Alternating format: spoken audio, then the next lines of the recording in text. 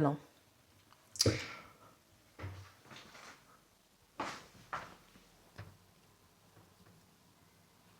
C'est quoi ce bruit?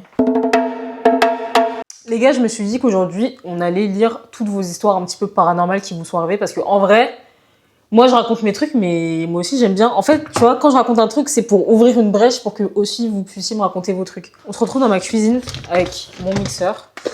En ce moment, j'aime trop, genre, me faire des smoothies, genre. Ok, et pourquoi ça non? Voilà.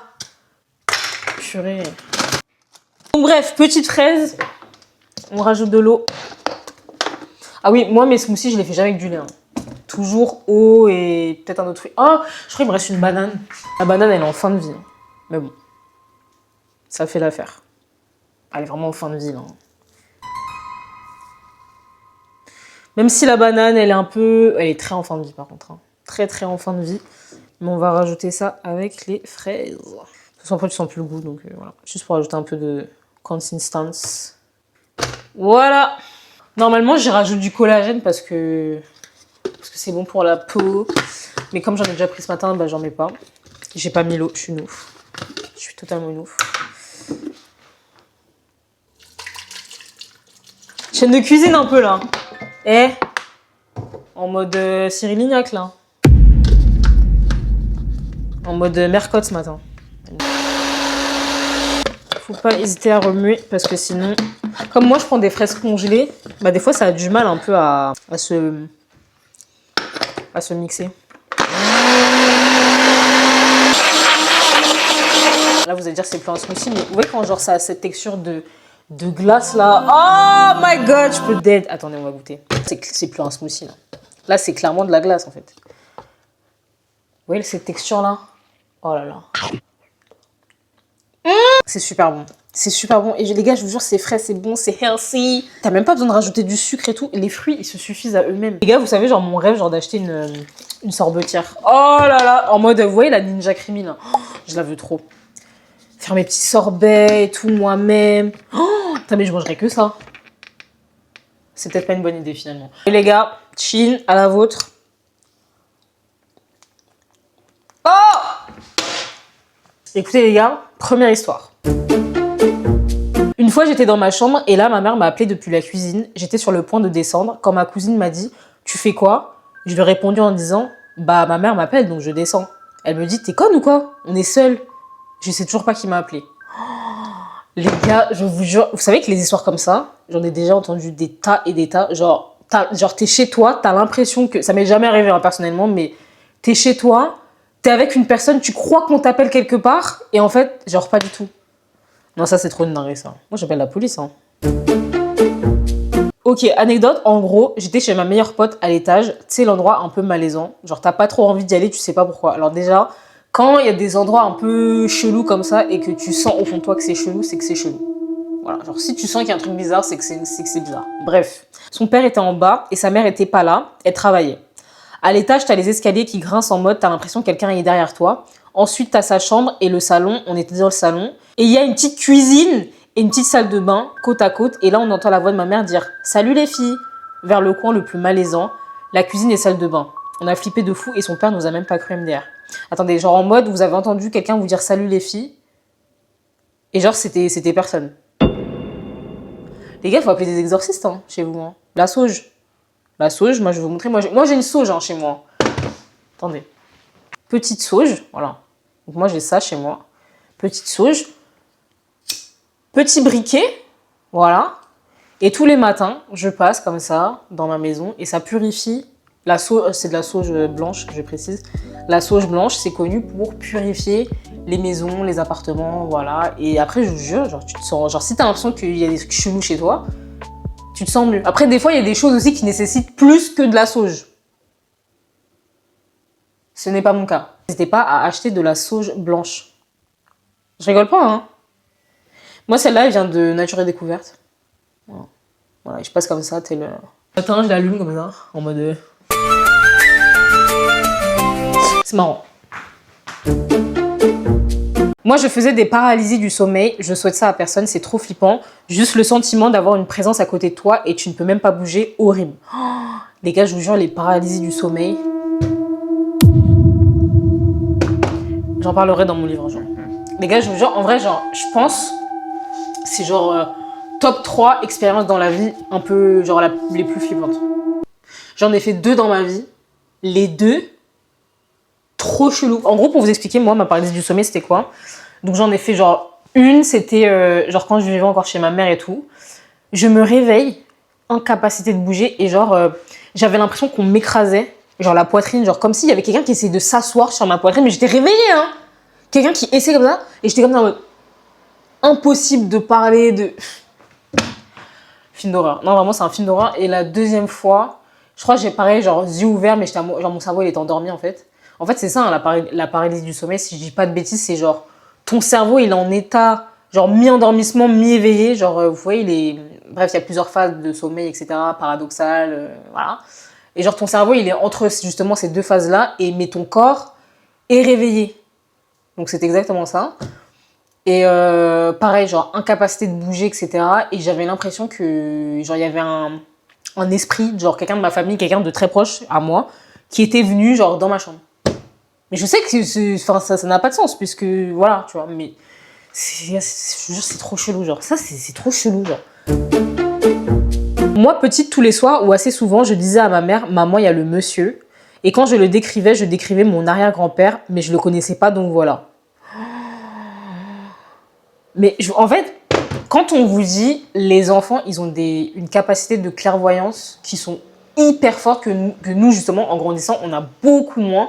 Alors, je pense que vous le savez, ou peut-être pas, hein, mais les enfants ont une capacité de clairvoyance extrêmement puissante, puisqu'en fait, ils sont dépourvus de toute peur, de toute culpabilité, de toute frustration, de toute honte.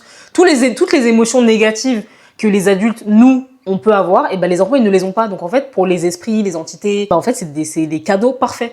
Les enfants sont les cibles parfaites, justement, pour...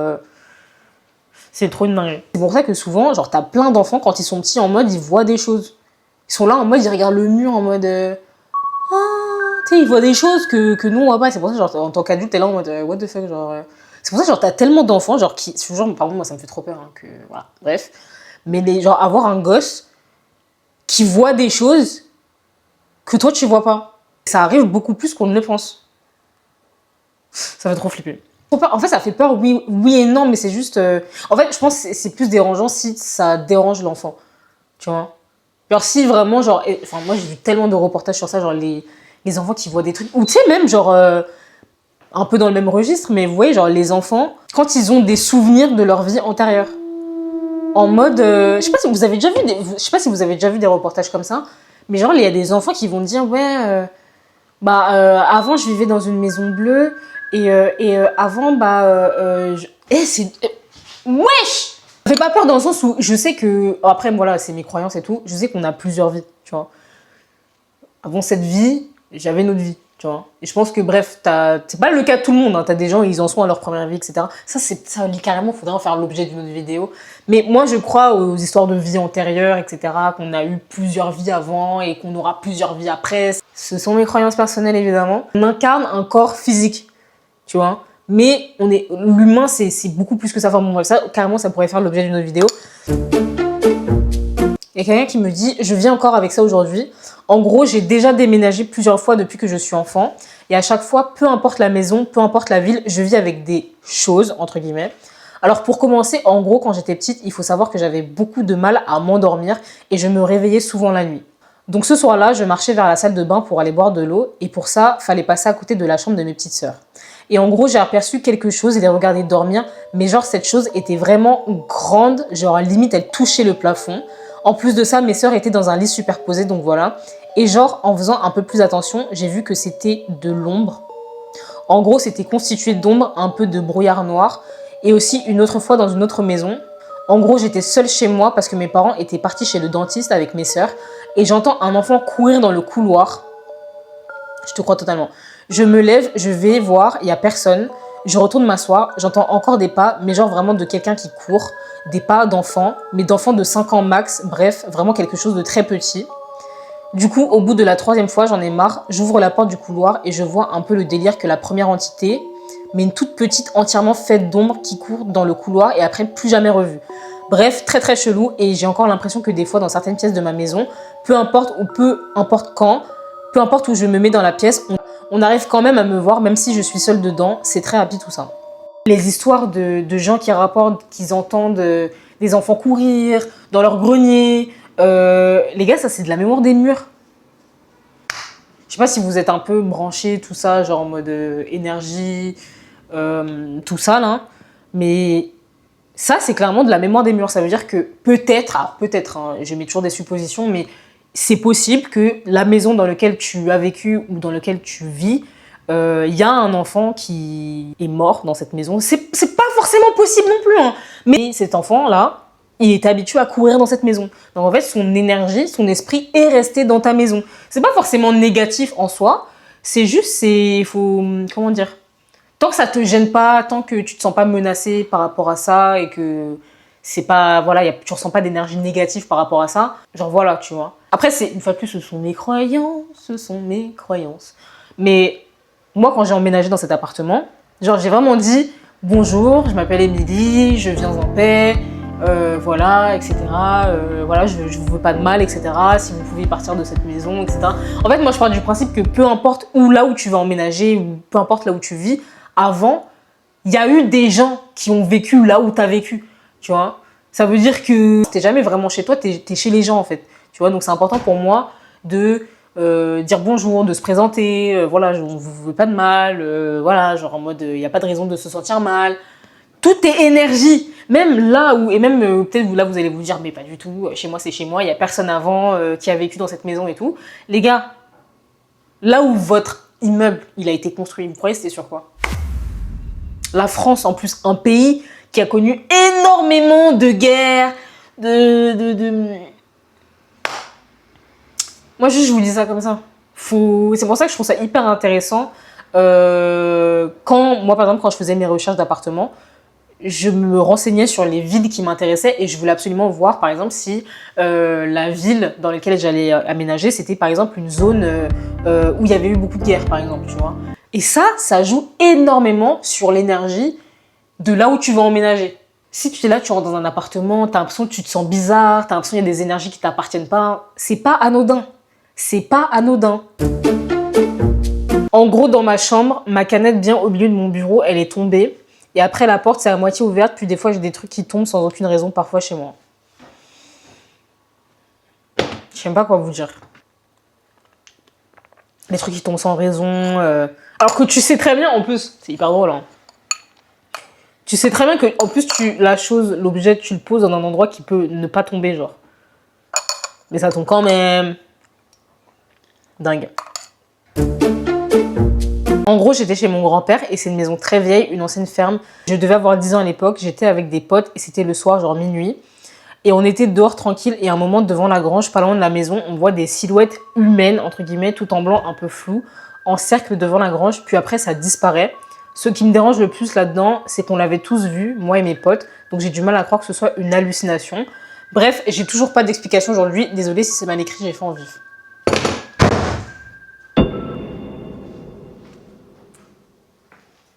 C'est quoi? C'est pour ajouter de l'ambiance? C'est hyper drôle que la porte elle claque à ce moment-là. Marrant. C'est juste ma fenêtre qui était ouverte. N'ayez pas peur! Quand je vous dis, et il y a quelqu'un qui m'a dit... parce que j'avais raconté une anecdote un peu similaire par rapport à ça, genre en mode... genre j'avais vu, genre en mode en rentrant chez moi, bon je sais pas si vous avez vu la vidéo, je vous la remets là. Mais en gros, genre j'avais vu en rentrant chez moi une espèce de silhouette blanche. Genre j'avais tourné la tête et j'avais vu une silhouette blanche et tout. Et il y a quelqu'un qui m'a dit, mais ça c'est un signe, genre quand t'es fatigué, c'est un signe de migraine, etc. Machin. En mode tu peux faire des auras. Genre les gars, je sais ce que c'est une aura, les migraines avec aura. Je sais ce que c'est. Ça n'avait rien à voir. Alors moi, j'étais chez mes grands-parents à un repas de famille avec mes cousins. Et comme à notre habitude, on monte tout le temps dans la chambre de nos parents. Et genre en mode, il y avait deux chambres côte à côte, enfin qui étaient collées en fait. Et d'un côté, c'était la chambre de mon père. Il y avait un synthétiseur, donc en mode, c'est un piano pour ceux qui savent pas. Et en fait, de l'autre côté, il y avait celle de ma tata avec plein de poupées bien flippantes de l'époque. C'est pour cela qu'avec mes cousins et mes sœurs, on ne met jamais un pied dans cette chambre. Et on voulait monter et on est dans le couloir et on entend le synthétiseur qui fait de la musique. Sauf qu'il n'y avait personne en haut. On était tous ensemble, ou alors il y avait les adultes en bas, donc on se chie un peu dessus, et on décide de monter tous ensemble avec mes 2 sœurs et mes 5 cousins, et on voit en fait que c'est une poupée de notre tata qui est posée sur le synthétiseur. Arrête. Comme si c'était la poupée qui avait joué du piano. Voilà, on n'a jamais su ce qui s'était passé, on en a parlé aux adultes, mais parfois on en reparle pour rigoler, mais ça se voit qu'on est tous un peu choqués. Et pour bien comprendre, il y avait le rez-de-chaussée où il y avait tous les adultes, on a monté un étage et c'est là où on était, mais il y avait encore un autre étage où c'est là qu'il y avait les chambres avec la poupée et le synthétiseur. Vous savez, des fois dans la vie, faut tout brûler. En fait, des fois, il y a des objets, je vous jure, faut s'en débarrasser. Moi, tu me racontes un truc comme ça, qu'est-ce que tu veux que je te dise? Faut brûler! Mais brûle ce synthétiseur là, ce piano là, brûler les poupées, jeter tout. Et je vous jure, quand on vous dit là, des fois il y a des objets qui tiennent des énergies. Des fois il y a des objets. Non, en fait, je vous jure, les gars, des fois il y a des objets, je vous jure, ça garde des énergies cheloues. En mode la poupée, elle était là, et en mode en mode Ray Charles, là, genre. C'est chelou quand même, hein. Genre, elle passait une audition, genre.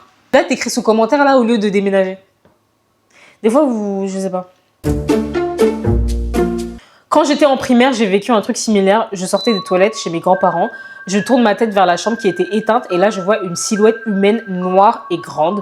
J'ai pas vu son visage, mais j'ai senti qu'elle me regardait. Elle a disparu direct, genre 15 secondes après. J'ai tracé et tout le monde était dans le salon. Je sais que c'est pas un rêve, mais je sais toujours pas ce que c'était.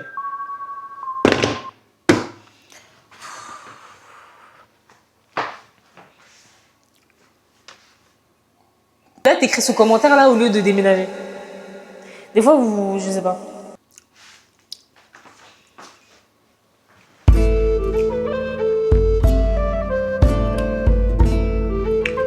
Voilà.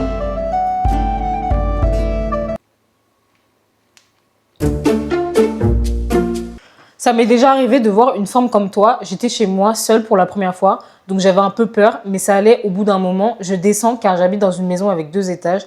Je voulais aller voir un film et la télé est en bas. Arrivé en bas par la fenêtre, je vois une ombre noire. C'était plus petit qu'un humain et j'ai eu l'impression qu'elle flottait. Et j'ai eu... Bref, je vous crois tellement. Et j'ai eu l'impression qu'elle flottait, j'ai eu tellement peur que je suis remontée et je suis pas descendue pour regarder ce film, tu m'étonnes. Je sais toujours pas ce que c'était et je l'ai jamais raconté à personne par peur qu'on me prenne pour une folle. C'est un monstre! Un esprit, c'était une entité chelou. Oui, genre, oui. Vous savez, des fois, il y a des choses dans ce monde. Parce que les gens, il y a beaucoup de gens, tu sais, très cartésiens. Il y a des gens qui aiment beaucoup, tu sais, tout rationaliser. Mais non, c'était peut-être l'ombre du lampadaire. Tu sais, des fois, il y a des gens, il faut accepter qu'il y a des choses dans ce monde qui ne s'expliquent pas. Il y a des choses qui ne s'expliquent pas, tu les vois comme ça ne s'explique pas. Les gars, et puis les gens, ils sont là en mode, oui, mais non, mais il y a forcément une explication rationnelle. Les gars, on vit sur une boule qui flotte au milieu de nulle part. Il n'y a rien de rationnel dans cette vie. Vous comprenez ou pas? Donc moi, quelqu'un qui me dit qu'il a vu une ombre grande, etc., de taille humaine, qui court, je vous crois. Damn! Quand j'étais petite, j'étais à un mariage et au moment de sortir de l'église, on était dans les derniers avec ma famille. Et apparemment, je suis restée plus longtemps de l'église que les autres. Et quand je suis sortie, j'étais genre toute pâle. Et j'ai annoncé à mes parents que j'avais vu une dame dans l'église. Mais genre comme une enfant, bien insistante. Moi, je m'en rappelle pas perso, mais mes parents sont un peu traumas. Donc, ils me racontent ça souvent. Ils disent que j'ai pu voir un fantôme qui hantait l'église parce qu'ils sont athées, entre parenthèses, parce qu'ils sont athées, alors ils ne croient pas que ça ait un rapport avec la religion. Les histoires dans les églises, que les gens, ils voient des choses, etc. Les gars, il y a des lieux qui... Comment expliquer ça? Il y a des lieux qui sont propices aux énergies malveillantes. Donc les centres commerciaux, les boîtes de nuit. Il y a plein de lieux comme ça qui... C'est un nid à, tu vois, énergie chelou. Donc, yeah. Ça m'est déjà arrivé de rentrer dans un magasin et je me sentais vraiment pas bien. Au final, je n'y suis jamais retournée. Les gars, je vous dis, il y a des lieux comme ça, c'est inexplicable. Tu sais que c'est chelou, frère. C'est comme le métro, hein. Le métro, ça grouille d'entité. Voilà. Je vous le dis. Une fois, je suis allée dans un théâtre que je connaissais déjà, car j'avais déjà fait une interprétation. Bref. Et je sais qu'il est vieux et très sombre. À un moment, je suis perdue avec ma sœur. On monte des étages du théâtre pour retrouver nos parents. On arrive au bout d'un étage et on voit une femme toute en noir, accrochée par des chaînes, dans une armoire mais sans les portes, qui nous fixe, moi et ma sœur. On reste figés. La femme bouge la tête et nous sourit, mais de façon malsaine. Et on a couru en hurlant. Mon père est allé voir et il n'y avait plus rien. Même l'armoire avait disparu.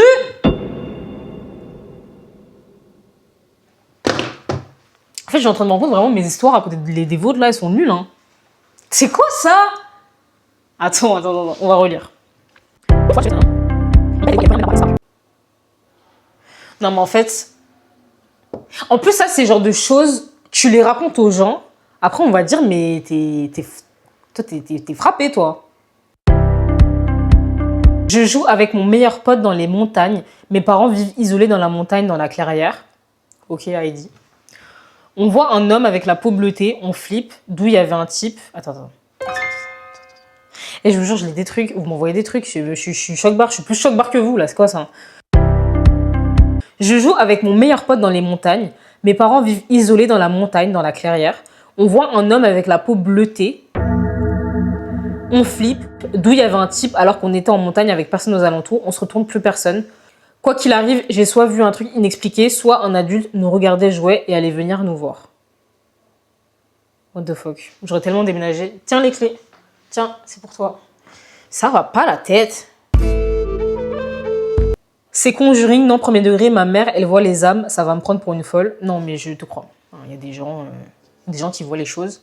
Que vous le vouliez ou non, ok, il y a des gens qui ont la faculté de voir des choses que nous, on ne voit pas. Voilà. Ça va me prendre pour une folle. Genre, elle les ressent ou elle les voit comme des personnes normales, je crois. Elle a jamais eu trop envie de m'en parler, Miskine. Bah, ouais, tu m'étonnes, c'est... Ça, c'est un peu un cadeau empoisonné, hein. Le truc de voir des âmes et tout, surtout quand tu le veux pas. Un jour, je me réveille en pleine nuit, je dormais chez ma grand-mère et il y avait la lumière du couloir qu'elle avait laissée allumée et la porte de la chambre entrouverte. Ok. Donc, je me réveille et je regarde la porte et une femme se tenait debout et commençait à marcher vers moi et mes frères et sœurs qui étaient assis à côté de moi. Ayant un réflexe d'enfant, je me mets sous la couette et je prends mes deux doudous. Donc, ce n'était pas une paralysie du sommeil. Et la femme était de taille moyenne, cheveux au carré. Personne n'a les cheveux carrés dans ma famille. What the fuck? Alors, je pris mes deux doudous et là, je sors de sous la couette et elle était de plus en plus proche. Et je cours dormir avec mes parents dans le salon. Et il n'y a pas longtemps, j'ai appris que l'ancien propriétaire était un policier qui a essayé de tuer sa femme. Ma mère et ma tante, quand elles ont refait la cuisine, ont trouvé des traces de balles dans les murs et on me l'avait caché toute ma vie. Ma tante m'a dit qu'elle aussi la voyait. Ah! Ma tante m'a dit qu'elle aussi la voyait sur la terrasse et souvent dans la chambre du fond. Voilà mon histoire. Non mais les gars.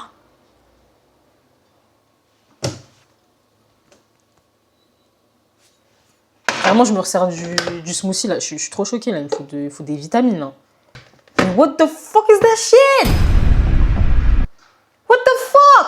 En fait, j'ai les images dans la tête, mais pas ou quoi? Demandez toujours pourquoi les anciens locataires ils sont partis, pourquoi les anciennes personnes avant vous elles sont parties. C'est justement, vous voyez là, histoire prévention. Évitez les trucs comme ça. Mais c'est quoi? Non, mais c'est quoi cette sorte de fou malade là? Non mais je suis choquée là. En fait, une fois, quand j'avais genre 11-12 ans, on est allé, moi et mes parents, à un hôtel chalet qui ouvre seulement à Noël. Donc, on est allé passer nos vacances là-bas. Ok. Le dernier jour, quand on devait faire le check-out à genre 11h du mat, ma mère m'a dit qu'elle avait perdu sa boucle d'oreille et elle m'a dit de prendre les valises et nos sacs, d'aller en bas et aider mon père à les mettre dans la voiture. Ok. Jusque-là, tout va bien. Là, je me dis, ok, bah j'y vais, sauf que, tu vois, dans les hôtels, si la porte ferme derrière toi, t'es coincé dehors. Et bah moi, je ne savais pas et je n'avais pas la carte magnétique. En plus, l'ambiance de l'hôtel, c'était quelque chose. Les murs étaient de la même couleur que les backrooms. Les couloirs étroits, c'était genre étouffant. Bref, j'aimais pas ça. Mais bon, je me dis que tout va bien se passer. Tout ce que j'ai à faire, c'est de descendre des escaliers pour retrouver mon père. Mais là, que vois-je au loin? Une silhouette Un enfant, une petite fille, elle me fixe, mais je ne peux pas voir son visage car au fond du couloir, il y avait une fenêtre et les rayons de soleil passaient à travers et la fille était de dos à la fenêtre, donc bref, je ne voyais pas sa face. Mais il faut courir. Et là, mon premier réflexe, c'est de vérifier qu'elle est vivante et humaine, donc je la salue, mais elle ne fait rien et elle continue de me fixer sans bouger et là, elle marche en ma direction. À ce moment-là, dans ma tête, je me dis, non, en fait, non. Et je pars avec les sacs lourds et les valises dans les mains. Je me retourne pour voir où elle est. Elle s'est arrêtée. Tout ce qu'elle fait, c'est me fixer. Puis je suis partie, j'en pouvais plus et voilà. Mais si ça se trouve, en fait, c'était juste une petite fille qui vivait tranquillement sa best life, on sait jamais. Non. Si tu... Quand est-ce que... Ok, répétez après moi. Si il y a un truc bizarre, c'est que c'est bizarre. Pourquoi il y a une petite fille là, comme ça, de nulle part, qui bouge pas et te fixe comme ça? Non. Et je sais pas si vous avez déjà vu, il y a grave souvent des histoires comme ça au bled. C'est toujours au bled, les histoires comme ça. Des gens qui racontent qu'ils sont genre dans une maison. Et puis d'un coup, en pleine nuit, genre vers 2-3 heures du matin, ils vont entendre un bébé pleurer dehors. Mais ne sortez pas, hein. Il faut jamais, ne sortez jamais. Imagine, je sais pas, t'es en pleine nuit, il est genre 23 heures. T'es en voiture et tu vois, là, il y a un bébé qui pleure au milieu de nulle part et tout. Tu descends le récupérer ou pas? Moi, je descends pas. Que chacun se gère. Pardon. Non. Non. Les gars, aussi, un truc qui est hyper important pour moi, mais je vous jure, ayez des chats. Ayez des animaux en général chez vous, chats, chiens, mais surtout les chats. Les chats sont des purificateurs naturels d'espace. Ça veut dire qu'un chat, il va sentir, avant même que toi tu le sentes, il va sentir s'il y a un truc bizarre quelque part. Moi, je dors toujours avec mon chat. Mon chat, si je ne dors pas avec lui, je me sens pas bien. S'il n'est pas dans la pièce, je me sens pas bien. Les chats, ils vont sentir, avant même que vous le sachiez, hein, ils vont sentir s'il y a un truc chelou dans la pièce. Combien de fois on a entendu des histoires, les chats, ils sont là, ils fixent des murs pour rien. Ou alors, tu sais, des fois, les propriétaires de chats, on se sait, des fois, tu sais, ton chat, il va regarder, tu sais, il va fixer un mur comme ça, mais je lui dis, mais il n'y a rien, tu vois, il n'y a rien. Voilà. Vive les chats. Chat propagande. Mon chat me protège. Mon chat c'est ma vie. Mon chat, c'est ma vie. Non, mais au-delà du fait que mon chat, c'est ma vie, je sais pas si vous voyez ce que je veux dire. Genre, tu sais, quand tu dors dans la même pièce que ton chat, ton chat, il dort à côté de toi, et tu passes une bonne nuit. Tu dors bien, le sommeil, il est profond et tout. Mon chat, il est pas là, je te jure, genre, je peux faire plus de cauchemars. Genre, je sais pas comment vous expliquer ça. Écoutez, j'espère que cette vidéo vous aura plu. Moi, en tout cas, vos histoires m'ont bien diverti. Voilà. Et on en apprend des vertes et des pas mûres. Non, mais c'est une dinguerie. C'est quoi ça? What the fuck is that shit? Non, mais n'importe quoi. Puis elle est là, elle te fixe. Non, mais en fait, je vous jure, vos histoires, mais dingue. Non, mais tout doom, genre, Netflix. Dingue. Bisous! Je t'ai connue pendant le confinement et j'aimais bien ton contenu parce que je te trouve drôle et pertinente. Puis j'ai désinstallé TikTok parce que trop addict et puis je t'ai retrouvé récemment sur Insta et je viens de faire un post sur YouTube donc je suis allée voir si tu avais un compte et me voici. Je suis contente que tu sois là parce que personnellement j'aime bien tes formats longs parce que pendant que je bosse ça me fait un fond sonore et ne te sous-estime pas justement, la force c'est ce que tu dis, donc tu auras du contenu intéressant en format long, j'en suis sûre. C'est trop mignon! C'est trop mignon! C'est trop mignon! C'est trop mignon! C'est trop mignon! Genre c'est trop mignon, putain, mais vous voulez que je vous... Vas-y, j'ai envie de vous en faire des porte-clés, je vous mets dans ma poche. Tellement vous êtes mignons. Vous m'énervez là.